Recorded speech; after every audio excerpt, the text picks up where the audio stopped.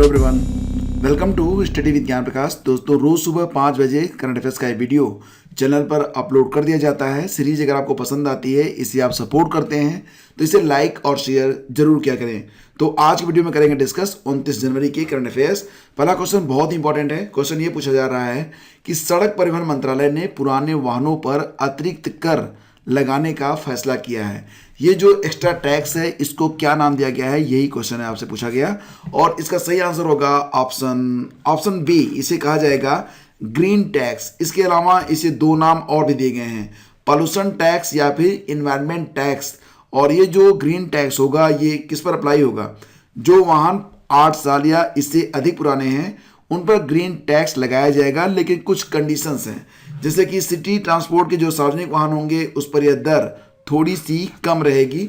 वहीं पर ट्रैक्टर वगैरह यानी कि ऐसे जो वाहन होते हैं जो प्रयोग में लाए जाते हैं कृषि कार्य के लिए, उस पर ग्रीन टैक्स नहीं लगेगा।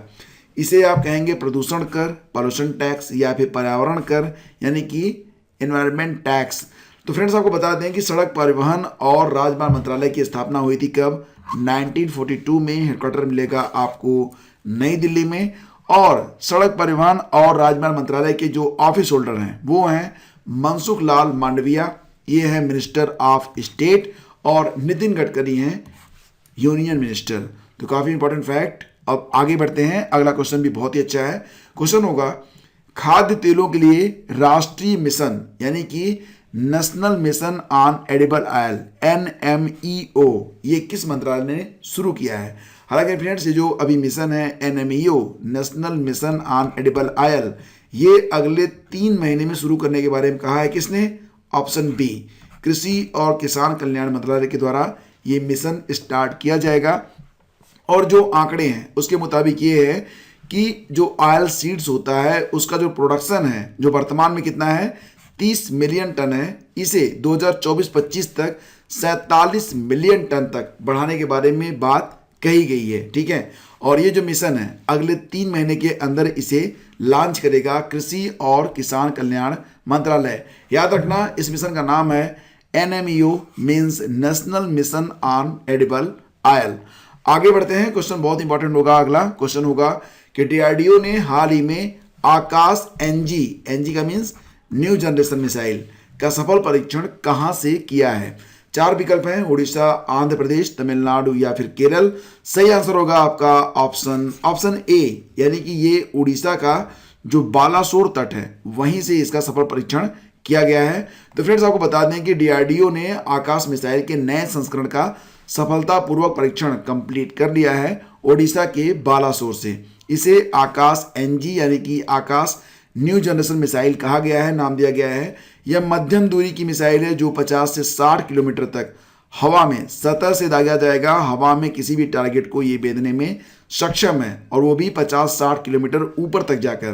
तो दोस्तों, ये काफ़ी अच्छा है। इसे मोबाइल के द्वारा यानी कि कोई भी वाहन होगा उस पर लेकर कहीं पर भी जाया जा सकता है। और वहाँ से 50-60 किलोमीटर की रेंज में अगर कोई भी आपका टारगेट है आसमान में, तो उसको ये हिट कर सकता है, उसको ये बेच सकता है। यह भारतीय सेना और वायुसेना के संचालन में है। अगला क्वेश्चन भी बहुत ही अच्छा है, एग्जाम के लिए बहुत इंपॉर्टेंट क्वेश्चन ये होगा कि नदियों के लिए पारंपरिक रेत पर निर्भरता कम करने के लिए एम सैंड, देखो ये एम सैंड कहा गया ना, तो आइए मत समझना, इसे कहा जाएगा मैन्युफैक्चर्ड बालू। ठीक है, मैन्युफैक्चर्ड सैंड। तो ये जो पॉलिसी है एम सैंड पॉलिसी, ये शुरू की गई है राजस्थान के द्वारा। ऑप्शन बी इसका बिल्कुल करेक्ट है। ठीक है, राजस्थान ने शुरू किया है एम सैंड। तो दोस्तों, यहां पर मैं आपको बताना चाहूंगा कि government brings M sand policy for construction works, यानी कि यहां पर जो नदियों पर हमारी उपलब्धता है, निर्भरता है, उसको कम करने के लिए, साथ ही साथ इस नीति के माध्यम से राज्य में निर्मित रेत के उपयोग और उत्पादन पर भी बल दिया जाएगा। जैसा कि आप लोग जानते हैं, सुप्रीम कोर्ट ने 2017 में ही नदियों की जो इलीगल माइनिंग होती है उसको बैन कर दिया है। वेरी इंपॉर्टेंट स्ट्रेटेजी के। ठीक है, तो इसमें क्या होगा, जो एम सैंड होगा इसमें खनिजों को कुचल कर, जैसे कि कोई चट्टान हो गई या इस प्रकार से जिसको कुचल कर बालू बनाया जा सके, तो यहाँ पर जो कुचल कर बालू बनाया जाएगा वो ISO कोड 383/2016 पर खराबी उतरता है। यानी कि जो बालू की क्वालिटी होगी वो खराब नहीं होगी, बहुत ही अच्छे तरीके का बालू जो है वो बनाया जाएगा। अगला क्वेश्चन बहुत इंपॉर्टेंट है। क्वेश्चन होगा कि किस संगठन ने सुंदरवन जयमंडल रिसर्च के पक्षी, सुंदरवन जयमंडल रिजर्व के पक्षी शीर्षक से एक रिपोर्ट प्रकाशित की है। और दोस्तों ये जो रिपोर्ट है ये प्रकाशित की गई है जूलॉजिकल सर्वे ऑफ इंडिया के द्वारा। तो ऑप्शन बी हमारा यहाँ पर बिल्कुल करेक्ट है। सुंदरवन जयमंडल रिजर्व के पक्षी शीर्षक से जो रिपोर्ट है ये जूलॉजिकल सर्वे ऑफ इंडिया ने जारी किया है। तो आपको बता दें कि जूलॉजिकल सर्वे ऑफ इंडिया यानी कि ZSI ये पर्यावरण और वन मंत्रालय का एक संगठन है, इसी के अंडर में आता है। स्थापना इसकी हुई थी, कब हुई थी? 1916 में, ठीक है। मुख्यालय मिलेगा आपको कहाँ पर? कोलकाता में। तो सुंदरबन जयमंडल रिजर्व के पक्षी रिपोर्ट में यह बताया गया है कि देश में पाई जाने वाली किंगफिशर की जो 12 प्रजातियां हैं उसमें 9 प्रजातियां तो केवल सुंदरबन में ही मिलती हैं। इसके अलावा गोलियत बकुला, ये जो है ये गोलियत बकुला है, और चम्मच चोंच वाली टिटहरी, यहाँ पर जो इसकी चोंच होती है बिल्कुल चम्मच की जैसी होती है। तो ऐसे जो प्रजातियां होती हैं ये केवल सुंदरबन में ही पाई जाती हैं। तो काफ़ी इंपॉर्टेंट ये क्वेश्चन है जिसके बारे में आपको बिल्कुल पता होना चाहिए। अगला क्वेश्चन होगा, हाल ही में आयोजित भारत पर्व किस मंत्रालय ने आयोजित किया है? भारत पर्व किस मंत्रालय ने आयोजित किया है? तो दोस्तों जैसा कि आप जानते हैं वर्ष 2016 से इसका आयोजन हो रहा है और 26 जनवरी से लेकर 31 जनवरी तक इसका आयोजन किया जाता है। किसके द्वारा? सही जवाब होगा इसका ऑप्शन सी यानी कि पर्यटन मंत्रालय के द्वारा, ठीक है। तो ये काफ़ी इंपॉर्टेंट क्वेश्चन है और ये भी याद रखना कि हमारे जो पर्यटन मंत्री हैं उनका नाम क्या है? उनका नाम है श्री प्रहलाद सिंह पटेल, प्रहलाद सिंह पटेल, ठीक है। आगे बढ़ते हैं।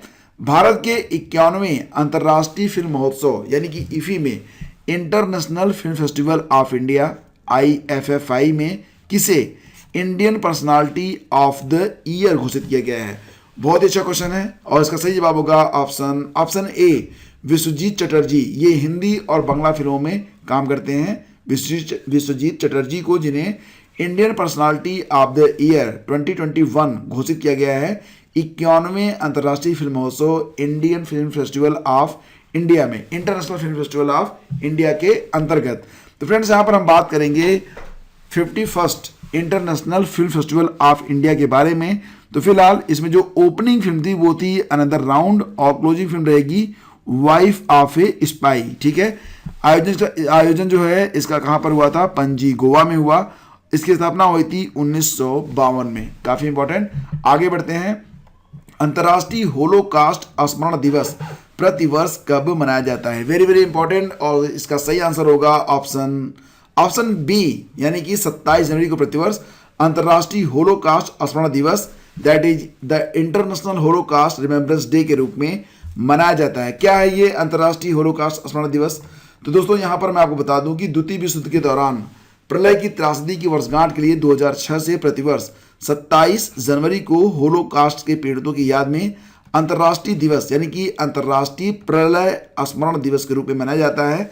द्वितीय विश्व युद्ध के दौरान एक नरसंहार हुआ था जिसमें नाजी जर्मनी ने अपने सहयोगियों के साथ मिलकर 1941 से लेकर 1945 के बीच यूरोप की यहूदी आबादी के 2/3 के आसपास, मतलब लगभग 6 मिलियन यूरोपीय यहूदियों की व्यवस्थित रूप से हत्या कर दी थी, जिसके लिए प्रतिवर्ष 27 जनवरी को यह दिवस, जिसको नाम दिया गया अंतर्राष्ट्रीय होलोकास्ट स्मरण दिवस, और इसकी हिंदी होती है अंतर्राष्ट्रीय प्रलय स्मरण दिवस के रूप में मनाया जाता है। तो काफ़ी इंपॉर्टेंट है ये।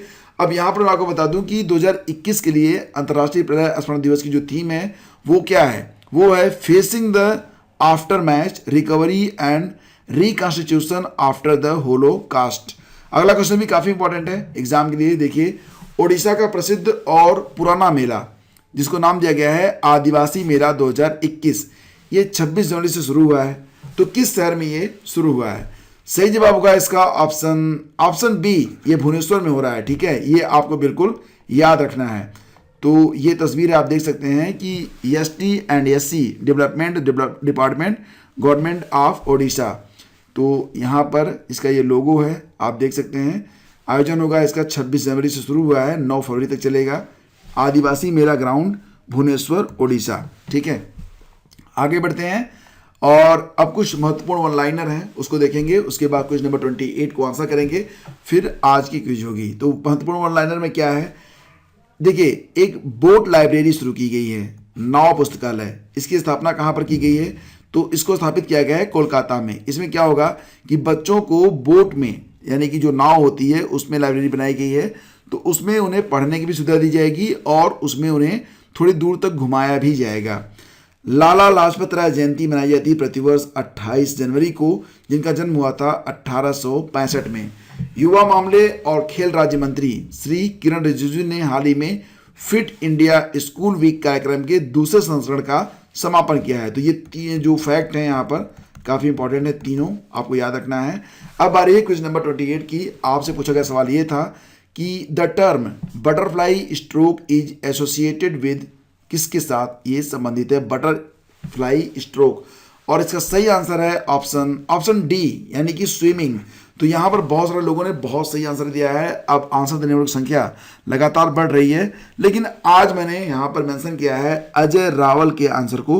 इन्होंने बहुत ही अच्छे तरीके से हर बात को यहाँ पर बताया है। तो आप सभी लोग इनके आंसर को पढ़िएगा और लाइक करना बिल्कुल भी मत भूलिएगा। आगे बढ़ते हैं, चलते हैं अब आज के क्विज पर।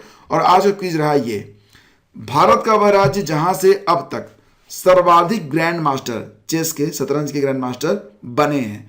तो आपके विकल्प हैं गोवा, चेन्नई, आंध्र प्रदेश या फिर तमिलनाडु। तो इसका जो आंसर है वो आप हमें बताइएगा। साथ ही में ये भी बताइएगा कि दिसंबर 2020 तक भारत से कितने चेस ग्रैंड मास्टर चुने जा चुके हैं। मिलते हैं हम आपसे अगले वीडियो में। आगे दीजिए, नमस्कार, जय हिंद।